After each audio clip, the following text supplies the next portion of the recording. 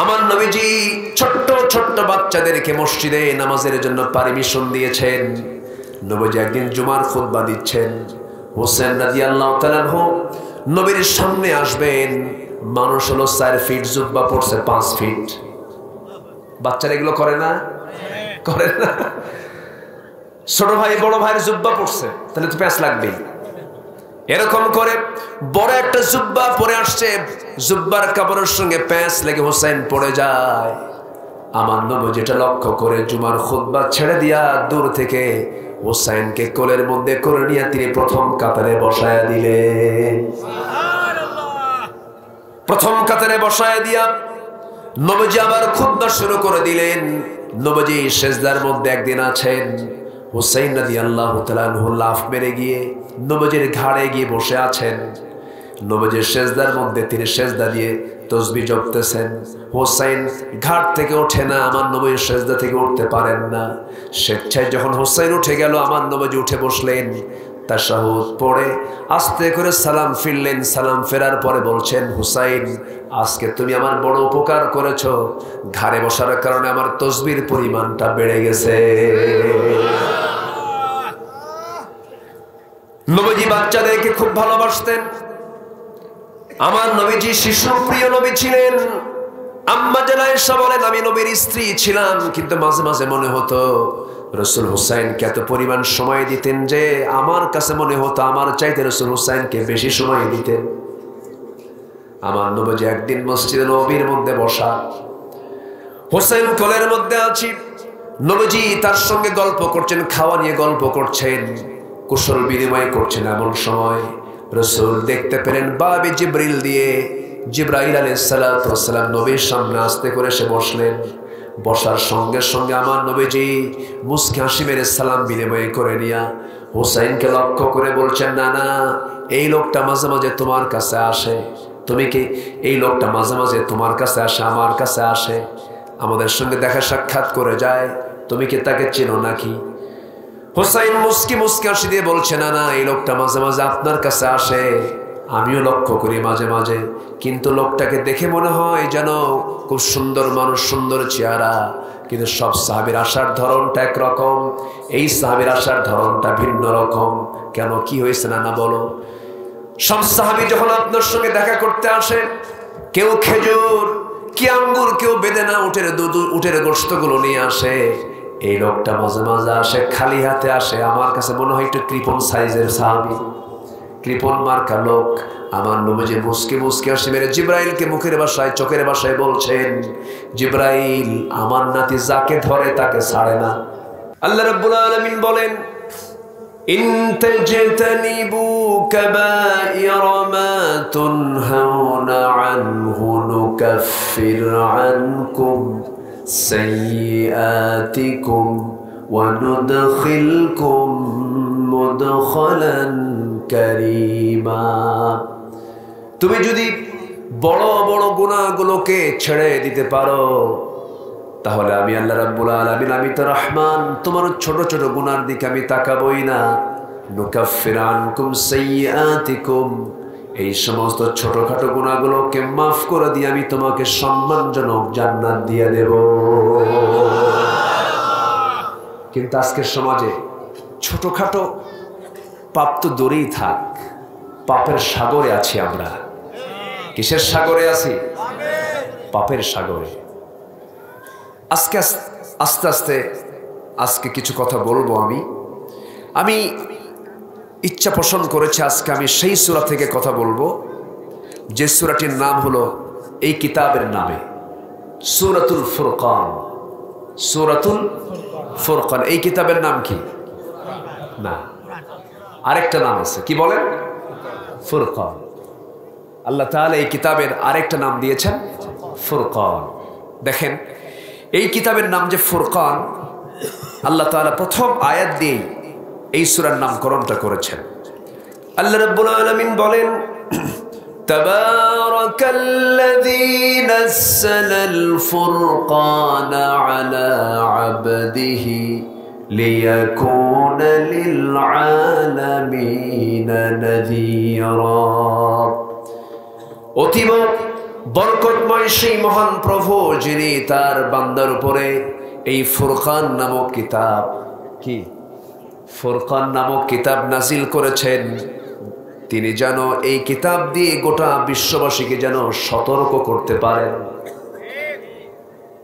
এই ফুরকান আল্লাহ তাআলা এই কিতাবের নাম কেন দিলেন? আরেক জায়গায় আল্লাহ রাব্বুল আলামিন বলছেন, শাহরু রমাদানাল্লাযী উনজিলা ফীহিল কুরআন হুদাল লিন-নাসি ওয়া বায়্যিনাতিন মিনাল হুদা ওয়াল ফুরকান।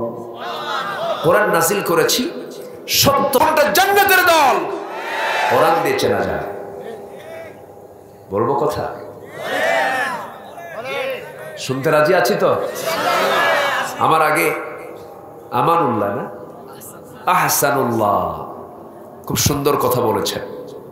মানুষ ছোট, ওই যে মরিচ, এত বড় বড় মরিচ 3-4টা খায়ও ঝাল বোঝা যায় না, কিন্তু কিছু ছোট মরিচ আছে, উল্টা মরিচ আছে, একটা খাইলে ব্রেন টকবক করে যে খাইছি একটা জিনিস।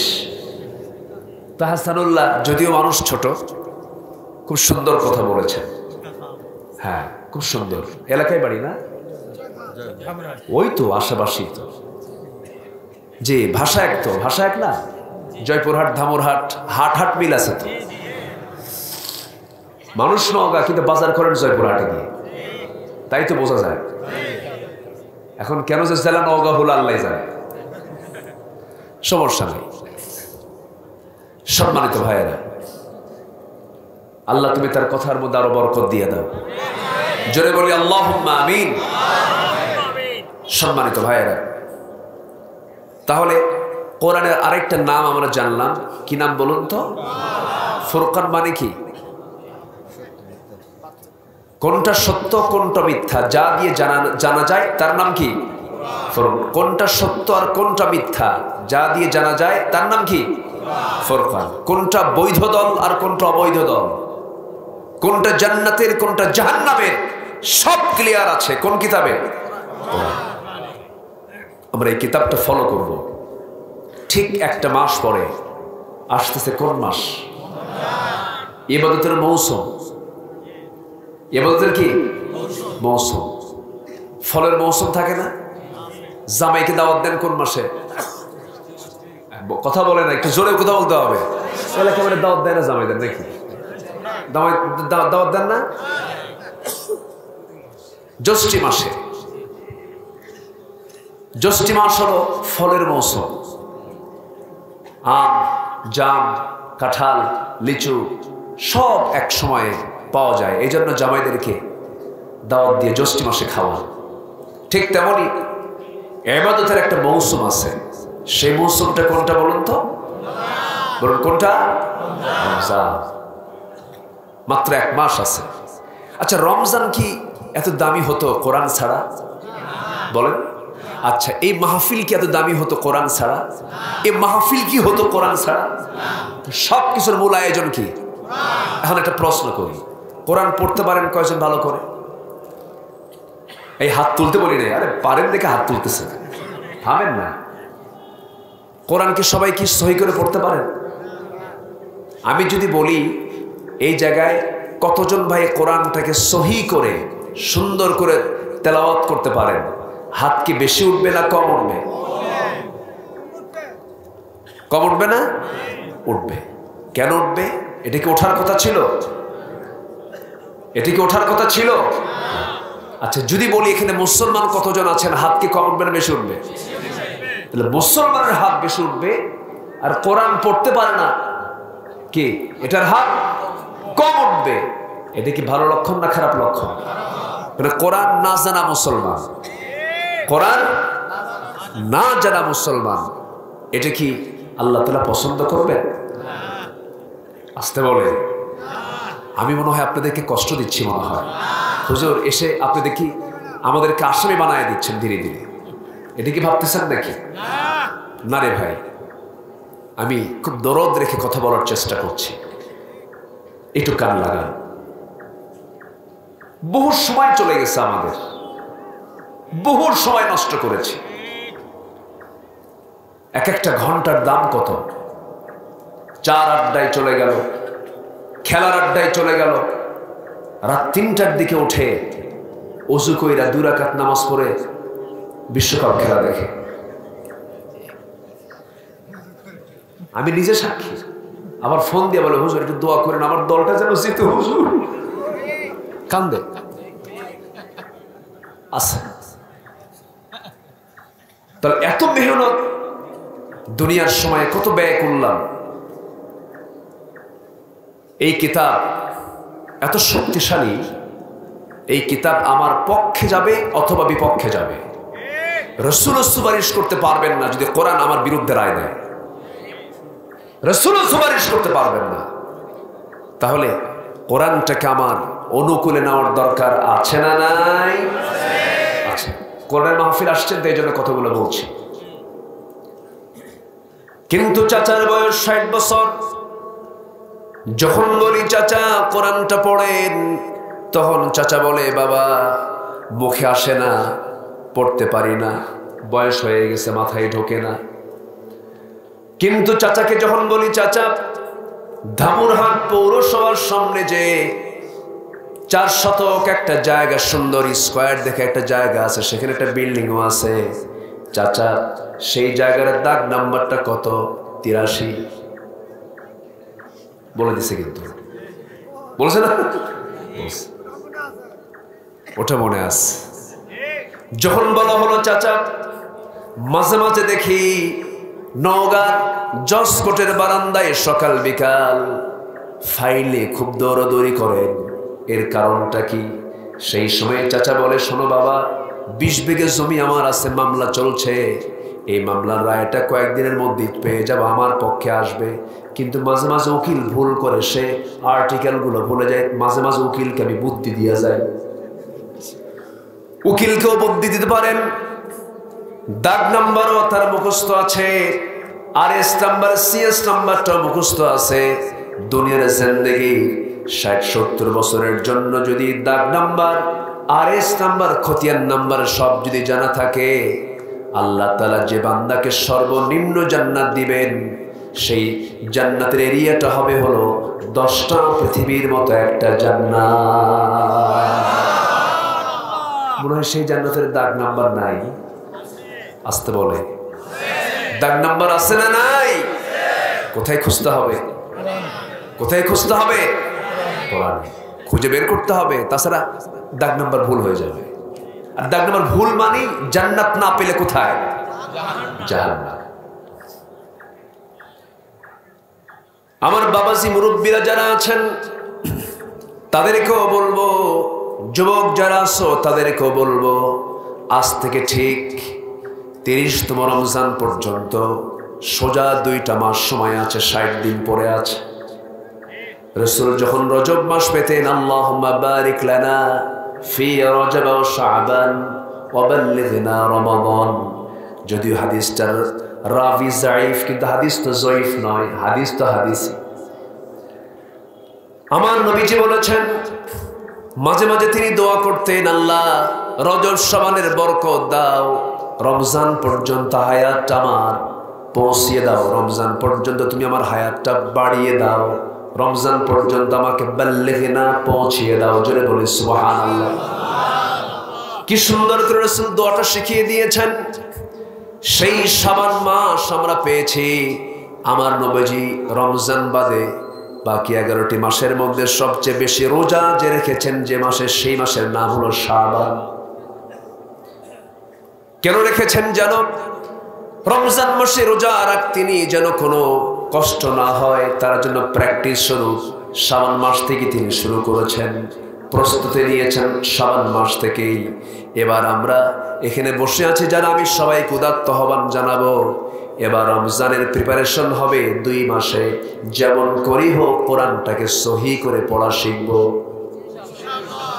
ইনশাআল্লাহ। আওয়াজ খুব স্লো হলো, খুঁজে মাহফিলে এসে বিপদে পড়ে গেছি।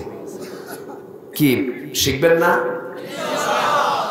একটু জোরে বলেন, আর একটু জোরে বলেন, আর একটু জোরে বলেন। কোরআনটা আমরা এই 2 মাসে শিখে ফেলবো। যেমন করে হোক আমাকে শিখতেই হবে, আমাকে জান্নাত যেতেই হবে। কারণ কোরআন সহি নাই, নামাজও সহি নাই।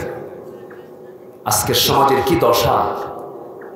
পার্লামেন্টে কারি সাহেব যায় নাই। কারি সাহেব কোরআন তেলাওয়াত অধিবেশন শুরু হয়, আমি নিজের কানে শুনেছি কোন এক অধিবেশনে এরকম তেলাওয়াত হবে, কারি সাহেব নাই। এখন তেলাওয়াত করবে কে? তেলাওয়াতের দায়িত্ব পড়েছে কোন এক সংসদ সদস্যের উপরে দায়িত্ব পড়েছে, উনি তেলাওয়াত করতেছে। শয়তান কয় তোর আমার তেলাওয়াত সুন্দর আছে। কোরআন তাকে লানত দেয়,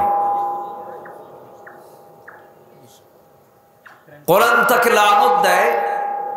রুব্বা কারিইন লিল কুরআনি ওয়াল কুরআনু ইয়ালআনুহু। কোরআন তাকে লানত দেয় যে কোরআনটাকে সহি করে পড়ে।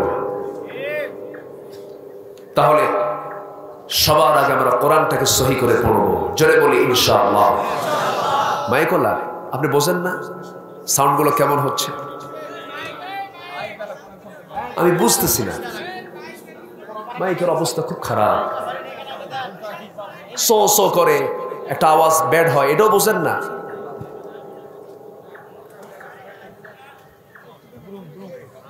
আমার দিকে তাকান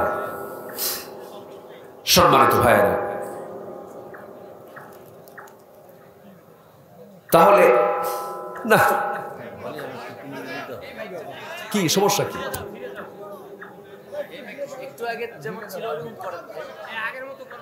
সম্মানিত বন্ধুগণ আমার দিকে একটু তাকান। তাহলে যদি আমরা আজকের মাহফিলে সেই সিদ্ধান্ত নিয়ে যদি এটাকে বাস্তবায়ন করি, মাহফিলকে আমার আপনার জন্য কল্যাণ হয়ে যাবে। আর যদি না মানি লাভ আছে? যদি না মানি লাভ আছে? আমার দেশে ওয়াজ শুনে আমল করা লোক বেশি না কম? যদি আমল করত, সবচেয়ে বেশি ওয়াজ শুনে হলো মাইকলা।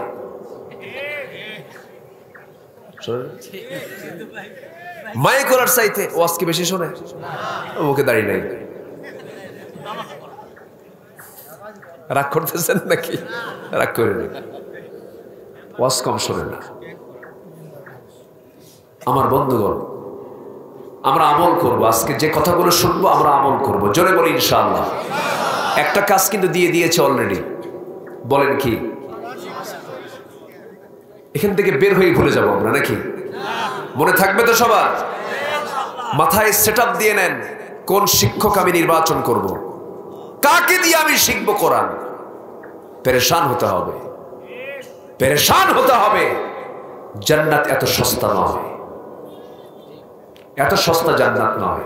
ঠাকঠুক মেরে কয়েকটা সেজদা দিয়া শুক্রবারের নামাজ পড়া কিছু দোয়াটা পড়া বলবো আল্লাহ তুমি আমার জান্নাত না দিয়া যাবা কই, এরকম চিন্তা করতেছি না।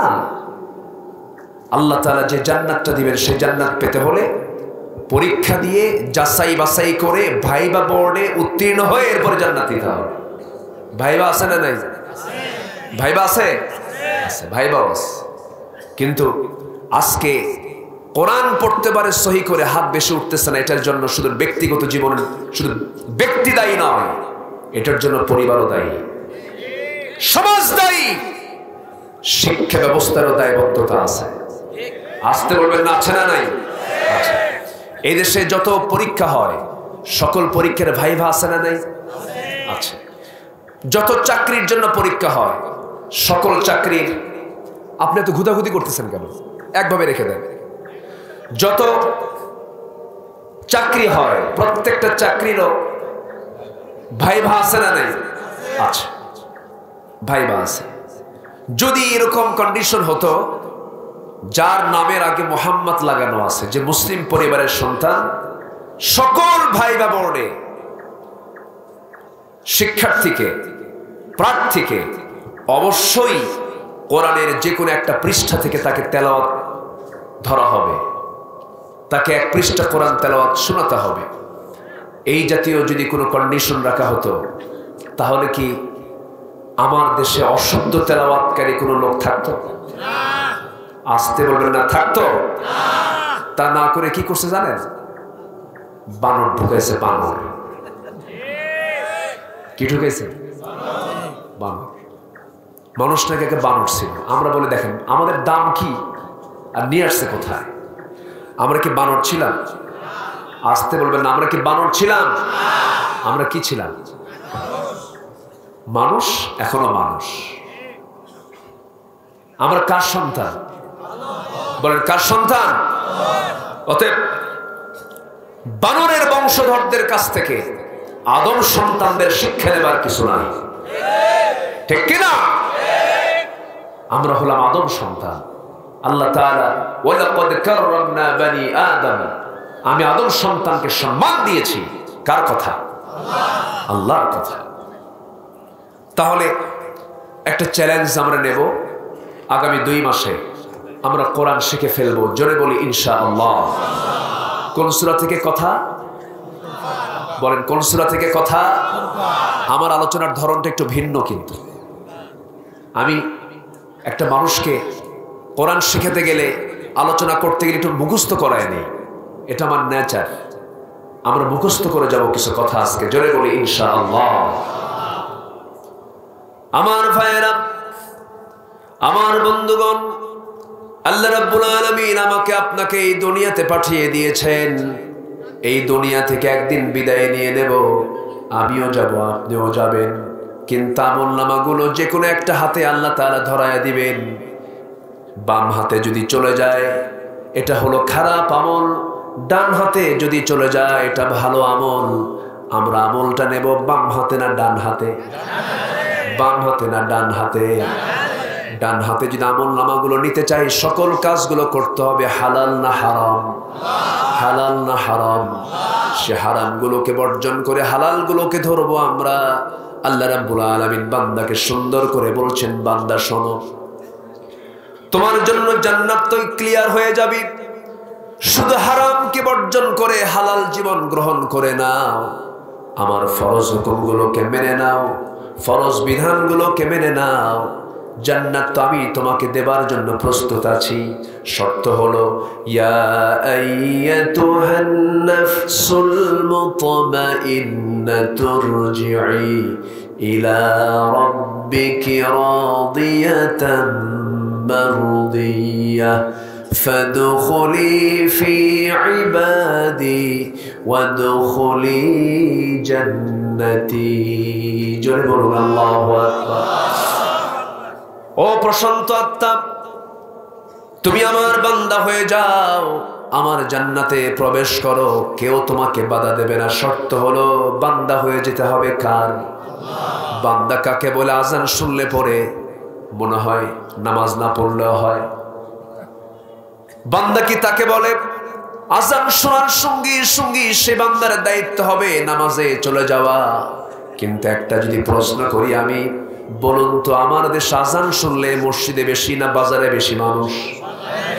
কোথায় বেশি মানুষ? বাজারে।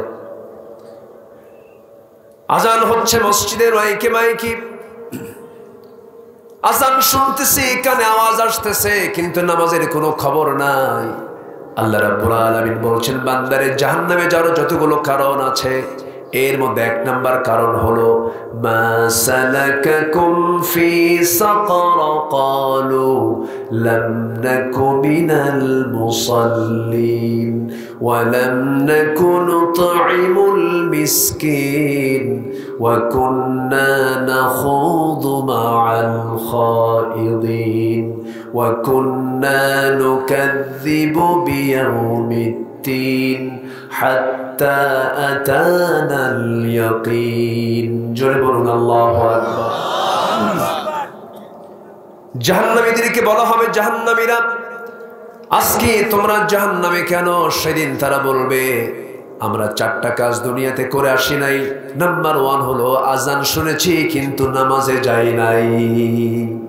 নামাজে যাই নাই। এরকম লোকের সংখ্যা আমার দেশে কম না বেশি? আসতে বলবেন না, কম না বেশি? বেশি। নামাজ তো পড়েই না, আবার বিভিন্ন দরবারের মুরিদ হয়ে বসে আছে।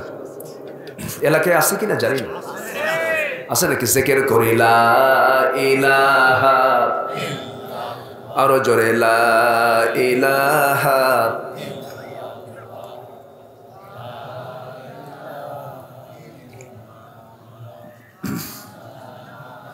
আরো জোরে লা ইলাহা,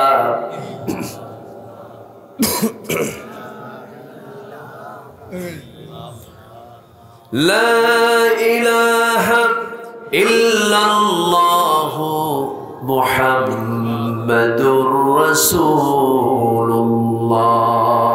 সাল্লাল্লাহু আলাইহি ওয়াসাল্লাম।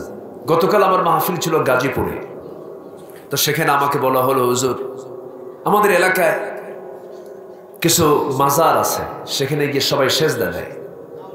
নাউজুবিল্লাহ বলবেন না? বললাম আর কাকে কাকে সেজদা দেয়? হুজুর আমাদের এখানে কিছু পীর কেবলা আছে, তাদেরকেও সেজদা দেয়। নাউজুবিল্লাহ বলবেন না? এই মস্তক একমাত্র কার জন্য? জোরে বলবেন কার জন্য? যে দরবারে সেজদা গ্রহণ হয়, যে লোকের পায়ে সেজদা নেয়, ওদের ঠ্যাং ভাঙা দরকার, পা গুঁড়ো করে দেওয়া দরকার। পৃথিবীতে যদি সেজদার কোনো হুকুম থাকতো, পৃথিবীতে সেজদার যদি কোনো হুকুম থাকতো, সকল সেজদা তো নবীর পায়ে দেওয়ার কথা ছিল। আমার নবীর কবরে কোনো সেজদা আছে? আমি নিজের চোখে দেখেছি। আমি অসংখ্যবার আমি আমার নবীর মকবরা, কবর জিয়ারা করেছি। আমি নিজের চোখে দেখেছি। একটা ফুল সেখানে পাবেন না, সেখানে কোনো সেজদা পাবেন না। কারণ রসুল আব্দ, রসুল বান্দা, আমিও কি বান্দা। বান্দা চাবে কার কাছে? বান্দা কি বান্দার কাছে চাবে? বান্দা চাবে কার কাছে? আল্লাহর কাছে। চলে গেছে বাবার দরবারে, আবার গরুও পাঠায়। আছে নাকি এগুলো? গরু পাঠায়। যারা গরু পাঠায় তার আরেক বলদ। পেট পেট ঘষে কেমনে এটা? ও ডেক্সি, হ্যাঁ ডেক্সি দিকে পেট ঘষে, মানে বাচ্চা হওয়ার জন্য। ও আজকে শুধু আমি পারি? দেখেন এক একটার প্রতিভা এক এক রকম। ও তাহলে এরকম চলে, এগুলো হয় বাচ্চা হওয়ার জন্য।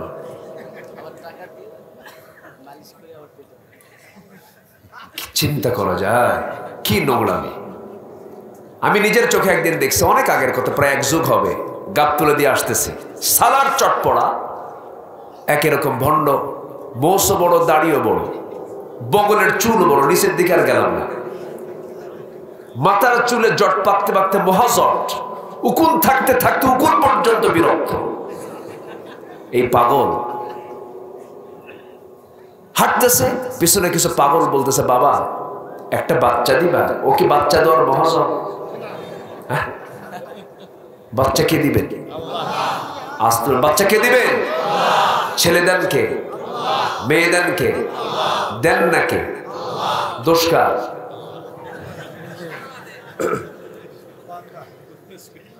ঠেলাই কইছি, ফায়সালা কার? আল্লাহ।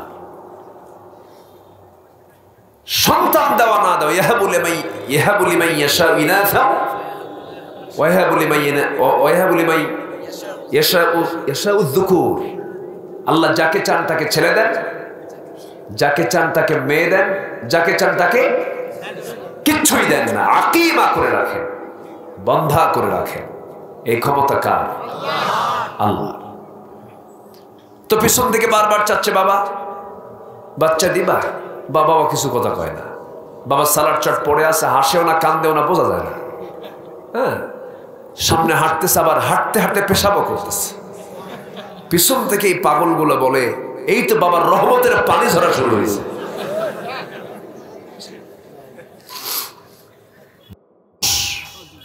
ইমান কেমনে হারা হয়?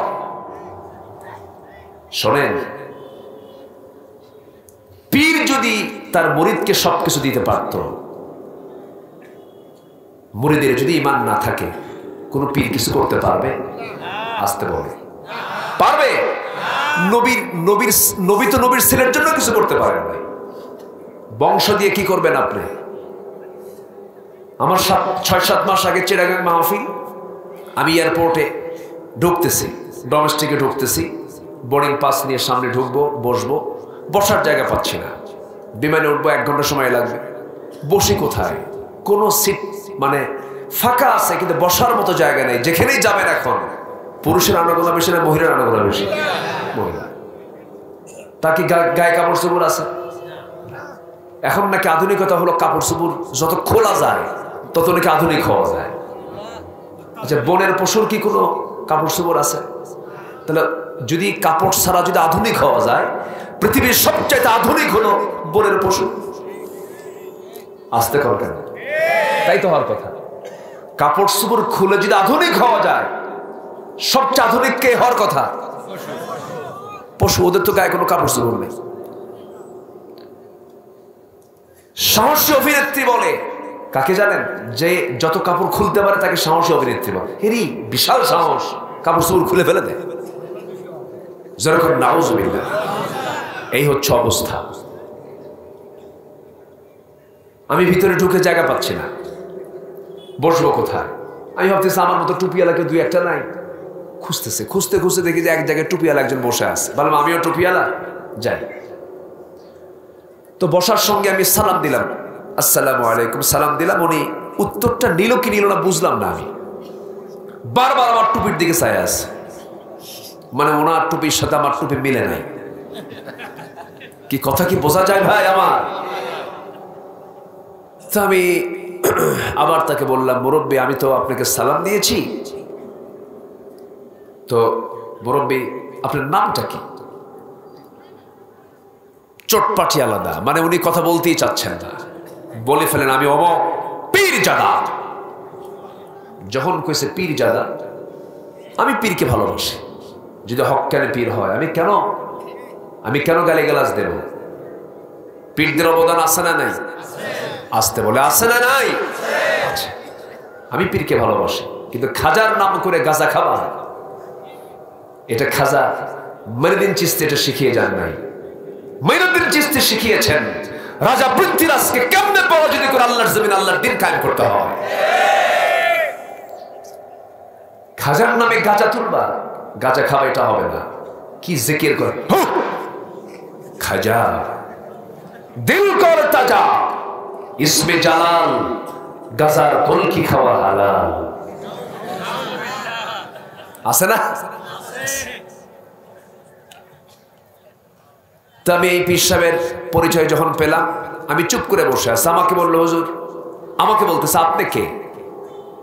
আমাকে এরকম করে প্রশ্ন করছে। আমি বললাম আমি তো, আপনি পীরজাদা? আমি হলাম নবীজাদা।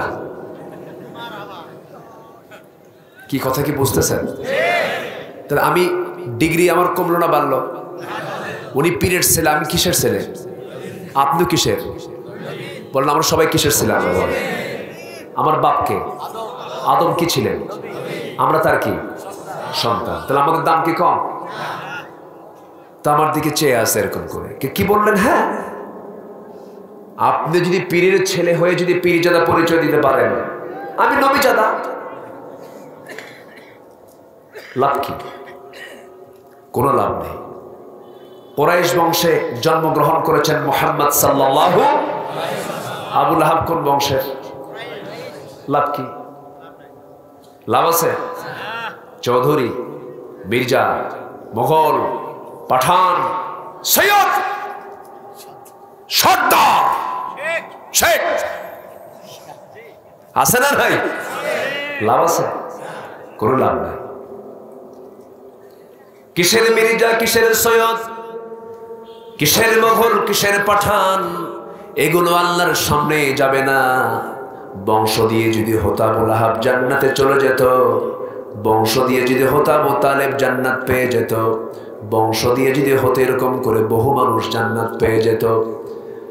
নবীর ছেলে হয়ে যদি জান্নাত পাওয়া যেত, কেনানো জান্নাত পেয়ে যেত, নবীর বাপ হয়ে যদি জান্নাত পাওয়া যেত, তাহলে আজরও জান্নাত পেয়ে যেত।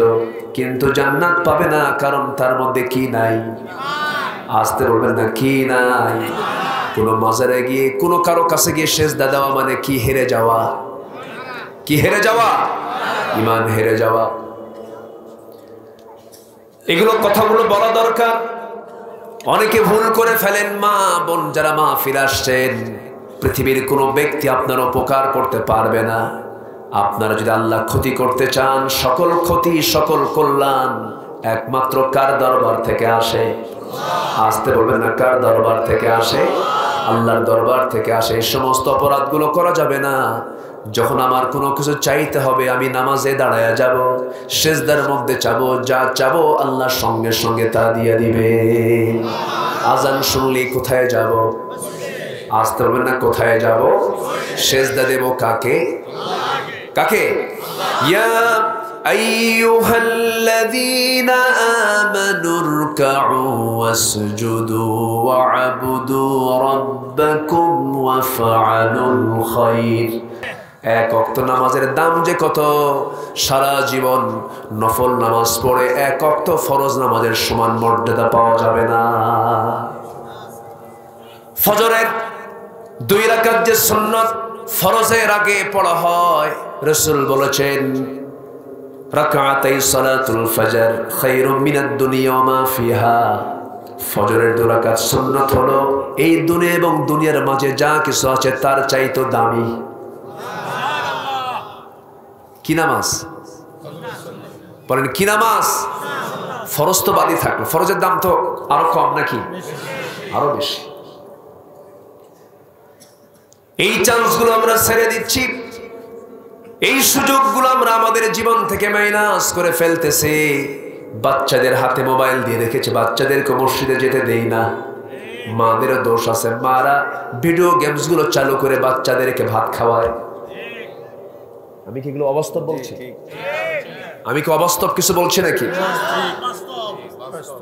অথচ বাচ্চাগুলোকে কোরআন শুনিয়ে শুনিয়ে খাওয়ানোর কথা ছিল, সুন্দর করে কোরআন তেলাওয়াত গুলো দেখে দেখে তাকে শেখানোর কথা ছিল, কিন্তু বাচ্চার হাতে ভিডিও গেমস দিয়ে ফেলছে।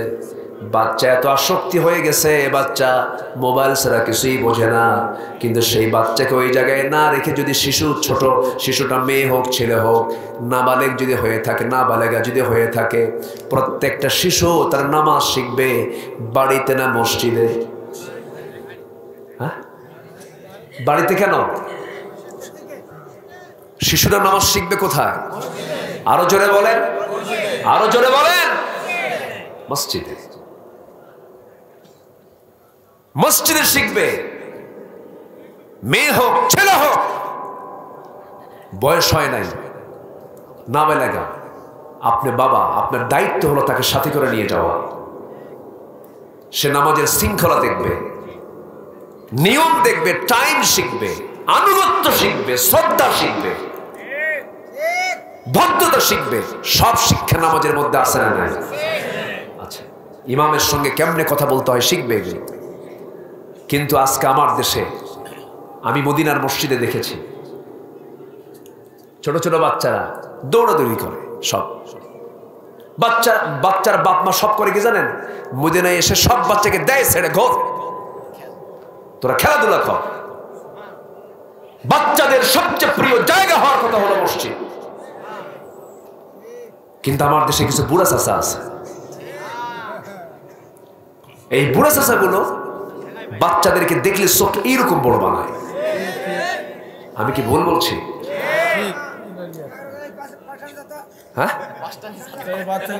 এই তো বাচ্চা দেখলেই ধমকায়। ওই নাতিরাও মনে মনে কয় বুড়া মা কুলখানি খাবো। বাচ্চারা হলো ফেরেশতার মতো। কিসের মতো বলেন? তাদের কোনো গুনাহ নাই তো। আপনি নিষ্পাপ বাচ্চাকে নামাজ শিখাবেন কোথায়? মসজিদে শিখাতে হবে। ইসলামী সমাজের বৈশিষ্ট্য হলো প্রত্যেকটা মসজিদে শিশুর কান্না আর হাসির আওয়াজ শুনতে পাওয়া। শিশুরা কাঁদবে, এই আওয়াজ শোনা যাবে। শিশুরা হাসবে, এই আওয়াজ শোনা যাবে মসজিদ থেকে। সুবহানাল্লাহ বলবেন না? কতগুলো শুনে মনে হয় বিরক্ত হচ্ছেন আপনারা? এগুলো কথা কি আমাদের জীবনের সঙ্গে দরকার আছে না? আচ্ছা, বাচ্চা আল্লাহওয়ালা হয়ে যাবে। দেখবেন বাচ্চাকে আপনি একদিন দুদিন মসজিদে নিয়ে চলে গেছেন, পরের দিন আপনি নিজেই না যেতে পারলে ওর সন্তানটা যাওয়ার জন্য আগ্রহী হয়ে যাবে। সে নিজেই ছুটে ছুটে যাবে মসজিদের দিকে, নামাজটা পড়বে। আজান হবে কখন, ঘড়িটা দেখবে, আম্মা আজান দিয়ে দিল, মসজিদে চলে গেলাম। এই যে সে নিয়মগুলো শিখে নিল, সারা জীবন সে যত বড় অফিসার হোক না কেন, সে ইসলাম বিরোধী হয়ে উঠবে না, খারাপ হবে না। সকল শিক্ষা হলো আসসালাতু ইমাদুদ্দিন, নামাজ হলো দ্বীনের স্তম্ভ, দ্বীনের স্তম্ভ, দ্বীনের খুঁটি। এজন্য পরিবারকে মসজিদমুখী করব আমরা। আমার নবীজি ছোট্ট ছোট্ট বাচ্চাদেরকে মসজিদে নামাজের জন্য পারমিশন দিয়েছেন। নবীজি একদিন জুমার খুতবা দিচ্ছেন, হোসেন রাদিয়াল্লাহু তাআলা আনহু নবীর সামনে আসবেন। মানুষ হলো 4 ফিট, জুব্বা পড়ছে 5 ফিট। বাচ্চারা এগুলো করে না? করে না? ছোট ভাই বড় ভাইয়ের জুব্বা পড়ছে, তাহলে তো প্যাঁচ লাগবেই। এরকম করে বড় একটা জুব্বা পরে আসছে, জুব্বার কাপড়ের সঙ্গে প্যাঁচ লেগে হোসেন পড়ে যায়। আমার নবী যেটা লক্ষ্য করে জুমার খুতবা ছেড়ে দিয়া দূর থেকে হোসেনকে কোলের মধ্যে করে নিয়ে তিনি প্রথম কাতারে বসায় দিলেন। প্রথম কাতারে বসায় দিয়া নবীজি আবার খুতবা শুরু করে দিলেন। নবীজি সেজদার মধ্যে একদিন আছেন, হুসাইন রাদিয়াল্লাহু তাআলা আনহু লাফ মেরে গিয়ে নবীজির ঘাড়ে গিয়ে বসে আছেন। নবীজির সেজদার মধ্যে তিনি সেজদা দিয়ে তাসবিহ জপতেছেন। হুসাইন ঘাট থেকে ওঠে না, আমার নবীর সেজদা থেকে উঠতে পারেন না। স্বেচ্ছায় যখন হুসাইন উঠে গেল, আমার নবীজি উঠে বসলেন, তাশাহুদ পড়ে আস্তে করে সালাম ফিরলেন। সালাম ফেরার পরে বলছেন, হুসাইন আজকে তুমি আমার বড় উপকার করেছো, ঘাড়ে বসার কারণে আমার তাসবিহর পরিমাণটা বেড়ে গেছে। নবীজি বাচ্চাদেরকে খুব ভালোবাসতেন। আমার নবীজি শিশু প্রিয় নবী ছিলেন। আম্মা জান আয়েশা বলেন, আমি নবীর স্ত্রী ছিলাম, কিন্তু মাঝে মাঝে মনে হতো রাসূল হুসাইনকে এত পরিমাণ সময় দিতেন যে আমার কাছে মনে হতো আমার চাইতে রাসূল হুসাইনকে বেশি সময় দিতেন। আমার নবীজি একদিন মসজিদে নববীর মধ্যে বসা, হুসাইন কোলের মধ্যে আছি, নবীজি তার সঙ্গে গল্প করছেন, খাওয়া নিয়ে গল্প করছেন, কুশল বিনিময় করছেন। এমন সময় রাসূল দেখতে পেলেন বাবে জিবরিল দিয়ে জিবরাইল আলাইহিস সালাতু ওয়াস সালাম নবীর সামনে আস্তে করে এসে বসলেন। বসার সঙ্গে সঙ্গে আমার নবীজি মুস্কি হাসি মেরে সালাম বিনিময় করে নিয়া হুসাইনকে লক্ষ্য করে বলছেন, না না, এই লোকটা মাঝে মাঝে তোমার কাছে আসে, তুমি কি এই লোকটা মাঝে মাঝে তোমার কাছে আসে, আমার কাছে আসে, আমাদের সঙ্গে দেখা সাক্ষাৎ করে যায়, তুমি কি তাকে চেনো নাকি? হুসাইন মুস্কি মুস্কি হাসি দিয়ে বলছে, না না, এই লোকটা মাঝে মাঝে আপনার কাছে আসে, আমিও লক্ষ্য করি মাঝে মাঝে, কিন্তু লোকটাকে দেখে মনে হয় যেন খুব সুন্দর মানুষ, সুন্দর চেহারা, কিন্তু সব সাহাবীর আসার ধরনটা একরকম, এই সাহাবীর আসার ধরনটা ভিন্ন রকম। কেন, কি হয়েছে না না বলো? সব সাহাবী যখন আপনার সঙ্গে দেখা করতে আসে, কেউ খেজুর, কি আঙ্গুর, কেউ বেদেনা, উটের গোশতগুলো নিয়ে আসে, এই লোকটা মাঝে মাঝে আসে খালি হাতে আসে। আমার কাছে মনে হয় একটু কৃপণ সাইজের সাহাবী, কৃপণ মার্কা লোক। আমার নবীজি মুস্কি মুস্কি হাসি মেরে জিবরাইলকে মুখের ভাষায় চোখের ভাষায় বলছেন, জিবরাইল আমার নাতি যাকে ধরে তাকে ছাড়ে না। আমার নবীজি মুস্কি মুস্কি হাসি দিচ্ছেন। আল্লাহ তাআলা বলছেন, জিবরাইল আমার প্রিয় দোস্তের প্রিয় নাতি হোসেন যখন শখ করিয়ে ফেলেছে, তোমার পকেট থেকে কিছু খসায়া ছাড়াবে, পকেটের মধ্যে হাত দিয়ে দেখো জান্নাতের আঙ্গুরের ছড়া তোমার পকেটের মধ্যে ঢুকানো আছে। আস্তে করে আঙ্গুরের ছড়াটা বের করলেন, নবীর সামনে ঝোলায়া রাখলেন। রাসূল তো টের পেলেন। রাসূল বলছেন, না না, কে বলেছে, কে বলেছে? কৃপণ সাহাবী দেখো কি সুন্দর আঙ্গুর নিয়ে এসেছে। হুসাইন বলছে, না না, এতক্ষণ ভাবছিলাম সাধারণ কৃপণ, এখন দেখি মারাত্মক কৃপণ। কেন? পকেটে আঙ্গুর থুয়ে আঙ্গুর বের করে না। সুবহানাল্লাহ বলবেন না? জোরে বলে সুবহানাল্লাহ। শিশুকে সময় দিবেন না, সে শিশু আল্লাহওয়ালা হবে কেন? বাচ্চাকে সময় দেওয়া দরকার। ওই বাচ্চাই তো বড় আলেম হবে, ওই বাচ্চাই তো দেশ চালাবে, সমাজ চালাবে। সেই জন্য বাচ্চাগুলোকে সময় দিতে হবে ইসলামের জন্য। আমার নবীজি হুসাইনকে এত পরিমাণ ভালোবাসতেন। একদিন দরজার কাছে এসে হুসাইন রাদিয়াল্লাহু তাআলা দাঁড়ায় আছেন। মসজিদ নববীর ভিতরে রাসূল আলোচনা করছেন সাহাবায়ে কেরামকে নিয়ে। হুসাইন রাদিয়াল্লাহু তাআলা আনহু দরজায় দাঁড়ানো এক সাহাবীকে, পাহারারত সাহাবী, তাকে বললেন, চাচা দরজাটা খুলে দেন, ভিতরে যাব, নানার সঙ্গে দেখা করব। সাহাবী বলছেন, হুসাইন তুমি এখন গেলে পরে নবীজি তোমাকে দেখেই খুতবা ছেড়ে দিবেন, আলোচনা ছেড়ে দিবেন, তুমি পরে আসো। চোখটা বড় বানায় বলছো, ও সাহাবী তোমরা যে নবীর কথা বসে বসে শোনো, তার চাইতে আমি হুসাইন আমার কি দাম কম নাকি? আমার দাম কম? তোমাদের নবীর চাইতে আমি হুসাইন বড় আছি, রাস্তা ছাড়। আল্লাহু আকবার বলবেন না? রাস্তা ক্লিয়ার করে নিলেন, নবীর সামনে গিয়ে দাঁড়ায় আছেন, বসেন না, মনটা খারাপ। রাসূল বলছেন, না না তোমার মনটা খারাপ দেখে আমারও মনটা খারাপ হয়ে যাচ্ছে, না না তোমার কি হয়েছে বলো। হুসাইন বলছে, না না আমি তোমার সঙ্গে আজকে বেশি কথা বলবো না, শুধু কয়েকটা কথা বলবো।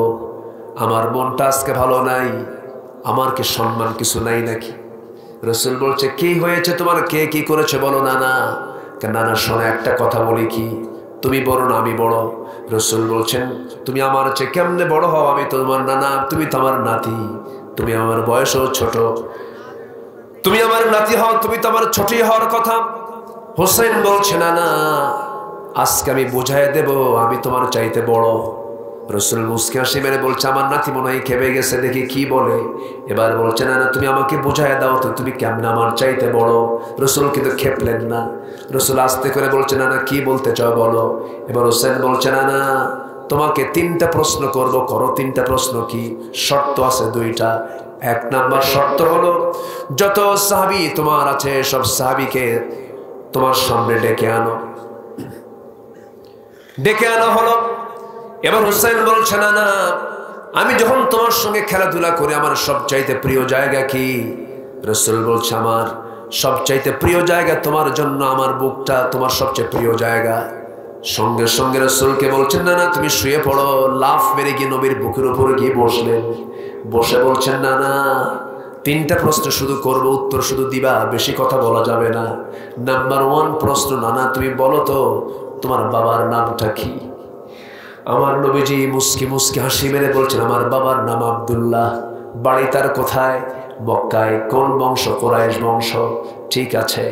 ও নানা তুমি তো জানো আমার বাবার পরিচয়টা কি?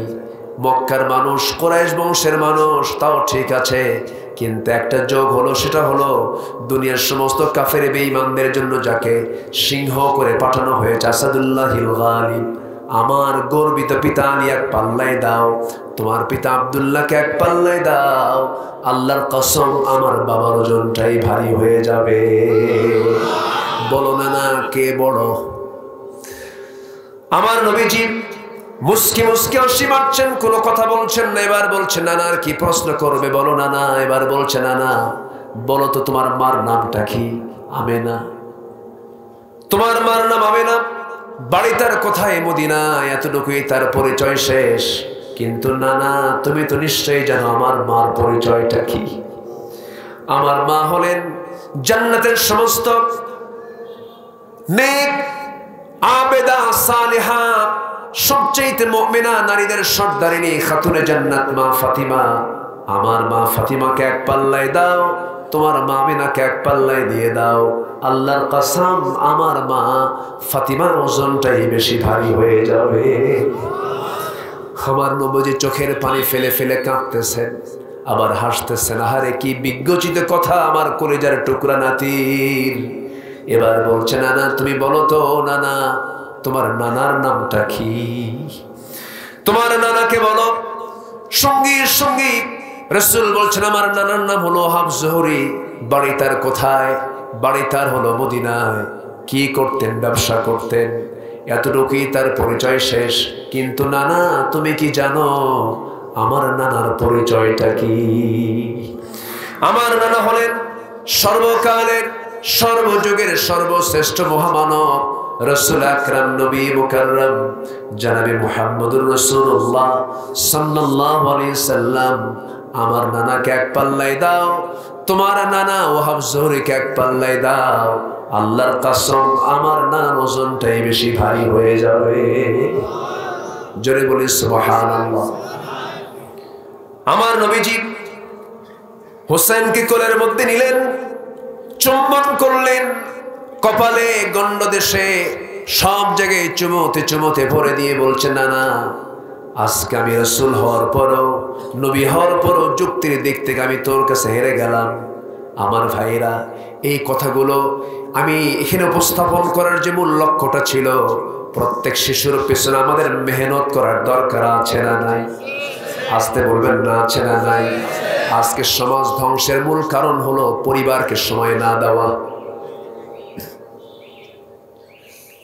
7 দিন আগে আমি চুয়াডাঙ্গা মাহফিলে গেছি। এশার নামাজের পর আমাকে খাইতে দিল, বসলাম। বাড়িওয়ালা হঠাৎ করে আমাকে প্রশ্ন করছে, হুজুর আপনার বাড়ি কোথায়? বললাম আমার বাড়ি তো উত্তরবঙ্গে, আমার জন্মস্থান। হুজুর আমি তো আমার মেয়েকে বিয়ে দিয়েছি ঠাকুরগাঁয়ে।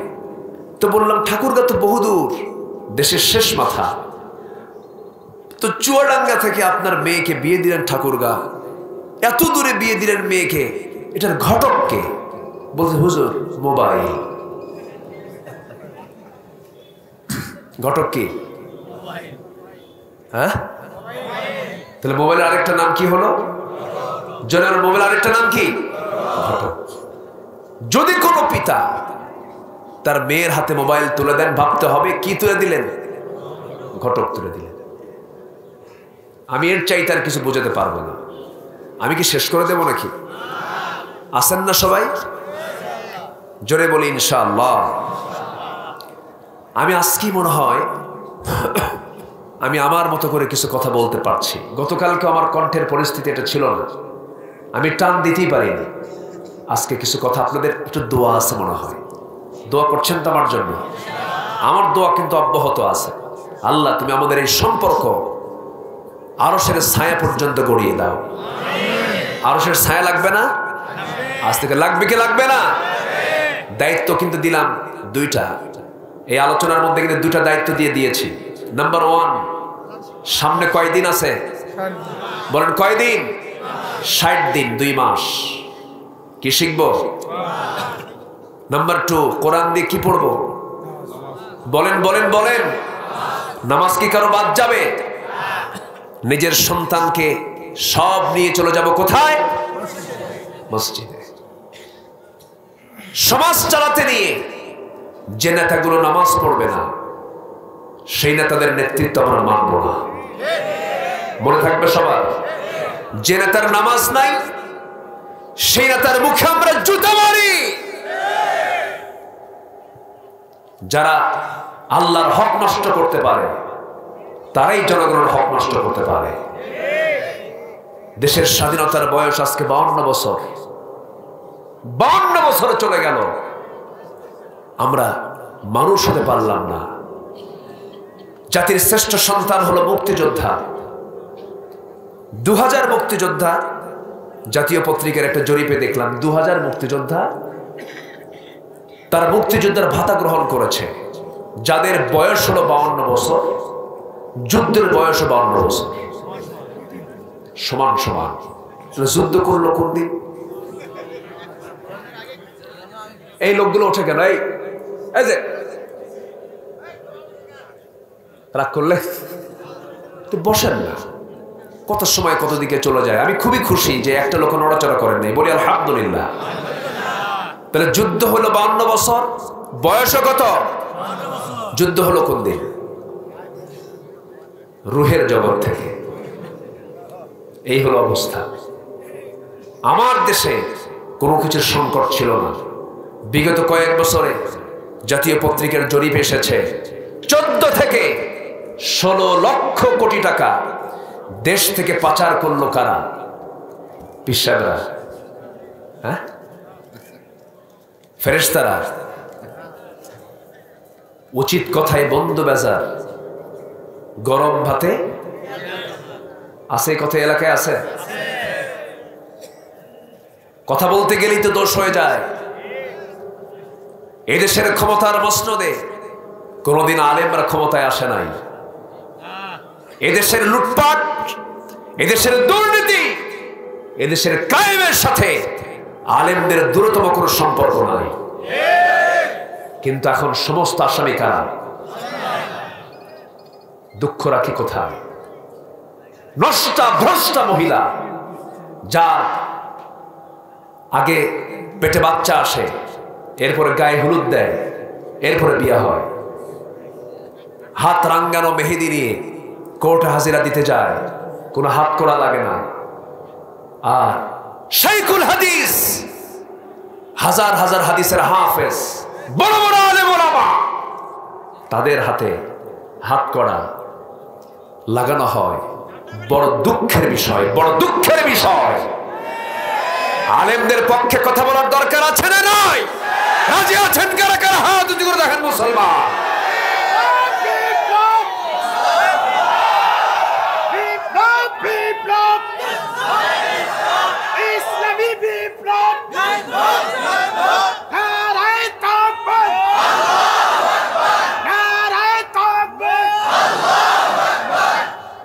আল্লাহ কবুল করুন, আরো যেন আল্লাহ কবুল করুন। কষ্ট পাচ্ছেন? আমি কোন দলীয় কোন দলকে সমর্থন দিয়ে আমি কথা বলছি না। আওয়ামী লীগ আমার, বিএনপি আমার, জাতীয় পার্টি আমার, সব দল আমার, সবাই তো ভাই। কিন্তু যে ইসলামের বিরুদ্ধে কথা বলবে, আলেমদের বিরুদ্ধে চারণ করবে, রাসূলকে নিয়ে কথা বলবে, আল্লাহকে নিয়ে কথা বলবে, জিহ্বা টেনে ছিঁড়বো আমরা। এই ক্ষেত্রে কোনো আপোষ করা যাবে না, কারণ ঈমান বিক্রি করে খাওয়া যাবে না। ঈমান বেচা লোক আমার দেশে আছে না নাই? সকালবেলা ঈমানদার, বিকেলবেলা ঈমান বেচে শেষ। ইউসবিহু মুমিনান ওয়া ইউমসি কাফিরান। আখিরের জামানায় এমন কিছু লোক আসবে যারা সকালবেলা মুমিন থাকবে, বিকেলবেলা কাফের হয়ে যাবে। সহিহ হাদিস। সম্মানিত ভাইয়েরা, এজন্য যা বলবো, অকুলুল হক ইন কানা মুররান, সত্য কথা বলবো। অকুলু কওলান সাদীদা ইউসলিহ লাকুম আ'মালাকুম, সত্য কথা বলবা, আল্লাহ তাআলা তোমার সমস্ত আমলকে ইসলাহ করে দিবেন, ভুল তো ঠিক করে দিবেন সত্য কথা বলার জন্য। সুবহানাল্লাহ বলেন। সত্যবাদী লোকের অপরাধ শুধু একটাই হয়, সত্য কথা বলা, ঠিক কিনা? সত্যবাদীর কোনো কোথাও ঠেকে না, শুধু সত্যবাদী ঠেকে এক জায়গায়, সত্য কথা বলার জন্য ঠেকে যায়। আমরা সত্যের পথেই ঠেকে যাব। জোরে বলি ইনশাআল্লাহ, আরো জোরে বলি ইনশাআল্লাহ। কষ্ট পাচ্ছেন? আলোচনা চলুক, হুজুর মরুক, হুজুরও বাসুক। জি, জোরে বলি ইনশাআল্লাহ। এখানে আলেম ওলামা আছেন, অনেক বড় আলেমে দ্বীন বসে আছেন। আমি খুবই আনন্দিত, এই প্রত্যন্ত অঞ্চলে এত বড় আয়োজন করেছে যুব কমিটি। আল্লাহ তুমি যুবকদের এই আয়োজনকে তুমি আল্লাহ কবুল করে নাও। জোরে বলি আল্লাহুম্মা আমিন। সম্মানিত ভাইয়েরা, দুটা কাজ আমি আপনাদেরকে দিলাম। কোরআনের এই শিক্ষা ফান্ডামেন্টাল, এটা টিকে রাখবো। নামাজ, এটাকে টিকে রাখবো। এখন কথা হলো, নামাজ কায়েমের কাজ করার দরকার আছে না নাই? আসতে বলবেন না, আছে না নাই? নামাজ আদায়ে সুদ বন্ধ হবে না, জেনা বন্ধ হবে না, মদের বোতল বন্ধ হবে না, কিন্তু নামাজ কায়েম হলে পরে সব বন্ধ হয়ে যাবে। কথা ক্লিয়ার? সম্মানিত ভাইয়েরা, সূরা ফুরকান থেকে আমি কিছু কথা যোগ দিয়ে আজকের আলোচনা আমি শেষের দিকে আস্তে আস্তে চলে যাচ্ছি, তবু সময় লাগবে, একটু শোনেন। সূরা ফুরকানের শেষ রুকুতে আল্লাহ তাআলা বান্দাদেরকে সুন্দর করে একদম সাজানো গোছানো কিছু আমল শিখিয়ে দিয়েছেন, কিছু গুণ শিখিয়ে দিয়েছেন। সুবহানাল্লাহ, এত সুন্দর করে আল্লাহ তাআলা কথাগুলো বলে দিয়েছেন। আগে নিজের পরিচয় দিচ্ছেন, বান্দা আমি কিন্তু সেই আল্লাহ না, আমি কিন্তু সাধারণ কোনো প্রভু নই, আমি কত বড় প্রভু দেখো। তাবারাকাল্লাযী জাআলা ফিস সামাই বুরুজান ওয়া জাআলা ফিহা সিরাজান ওয়া কমারান মুনীরা। আমি হলাম সেই প্রভু, আকাশে যিনি বহু গ্রহরাজি সৃষ্টি করেছেন, যিনি সূর্যের মালিক, যিনি আলোকিত চাঁদের মালিক। সুবহানাল্লাহ বলবেন না? সূর্যের মালিক পৃথিবীর কেউ বলতে পারবে? চাঁদের মালিক পৃথিবীর কেউ বলতে পারবে? মালিক কে? আল্লাহ তাআলা। মালিক একজন, কে? আল্লাহ। আল্লাহ রাব্বুল আলামিনের পরে বলেন وَهُوَ الَّذِي جَعَلَ اللَّيْلَ وَالنَّهَارَ خِلْفَةً لِمَنْ أَرَادَ أَنْ يَذَّكَّرَ أَوْ أَرَادَ شُكُورًا। তিনি সেই মহান সত্তা যিনি রাতকে দিনের স্থলাভিষিক্ত করে দিয়েছেন, খিলফা করে দিয়েছেন, স্থলাভিষিক্ত করে দিয়েছেন। দিনের মধ্যে রাত ঢুকান, রাতের মধ্যে দিন ঢুকান। তিনি কে? আসতে বলবেন না, তিনি কে? আল্লাহ। এই দুইটা বড় বড় পরিচয় দিয়ে বলছেন, শোনো, সে আল্লাহ আমি বলে দিচ্ছি, তোমরা 17টা গুণ অর্জন করো, 17টা চরিত্র তোমরা তোমাদের মধ্যে নিয়ে আসো। নাম্বার 1 হলো, প্রথমে শিখে নিলাম আমরা কোরআনটা শিখবো। নাম্বার 2 হলো আমরা নামাজটাকে রেগুলার করব, নামাজ কায়েমের সংগ্রামও করব। এবার আসুন, আমাদের ব্যক্তিগত জীবনে কিছু গুণ থাকা দরকার। নাম্বার 1 হলো ইমানদার উগ্র হবে না, বিনয়ী হবে। কি হবে? এই উঠে কেন? এই যে বাবা, বাবা বসো বসো। কি চাপ নাকি? চাপ? নিম্নচাপ? আচ্ছা, নিম্নচাপ যদি থাকে সেটা ভিন্ন কথা। কিছু ঊর্ধ্ব চাপও আছে, বিড়ি খাওয়া চাপ। এই চাপও কিন্তু কম না। আবার দরবারের মধ্যে মাতব্বর নাই, মাতব্বর গেল কই, হেরে গেছে, সাইডে যায় আর টানতেছে। কি চাচা কই গেছিলেন? কি বাবা, ব্রেনটা ফ্রেশ করলাম। বসেন। আমাদের কাছে আবার প্রশ্ন করে, হুজুর বিড়ি খাওয়া কি জায়েজ আছে? মানে উনি জায়েজের চেষ্টায় আছে। যেটা খেলে লাঞ্চ পচে যায় সেটা কি জায়েজ হয়?